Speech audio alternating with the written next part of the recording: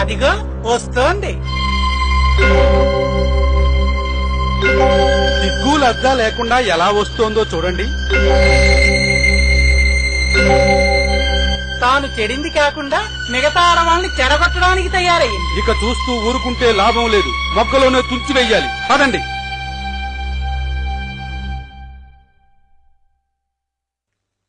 ఆగవే, ఆగు.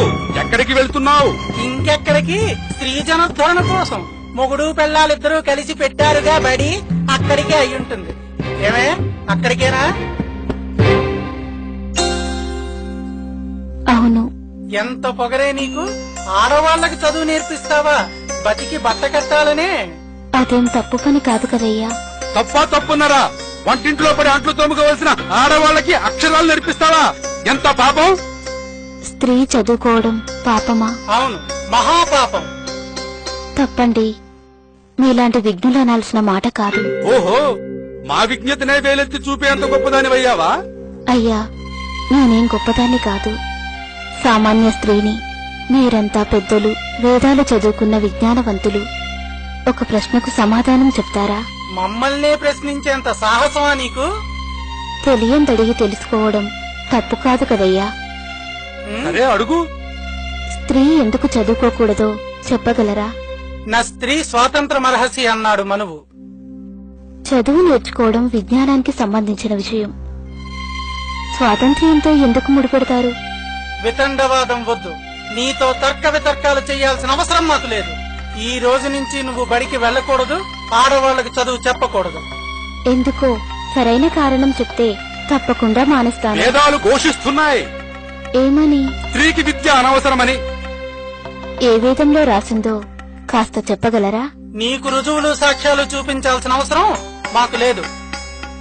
అవసరం లేదా, లేక అలా రాయబడి లేదా? రాసినవన్నీ నీకు చూపించాల్సిన అవసరం లేదు. మేము చెప్తున్నాం అంతే.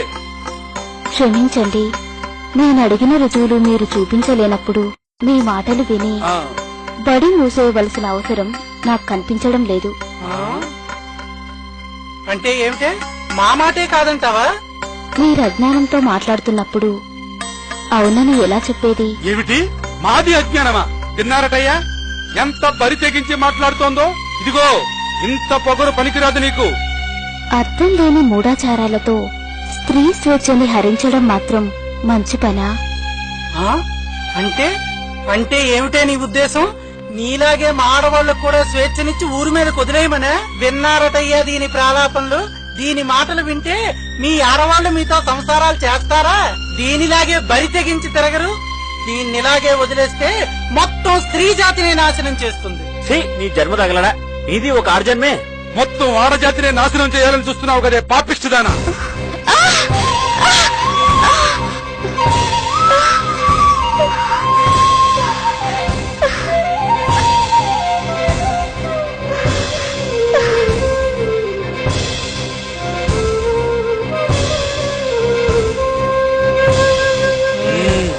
ఇదే చెప్తున్నా విను. ఇంకోసారి ఇలా జరిగిందంటే చంపి ఉప్పు పాత్ర వేస్తా, జాగ్రత్త. పదండి.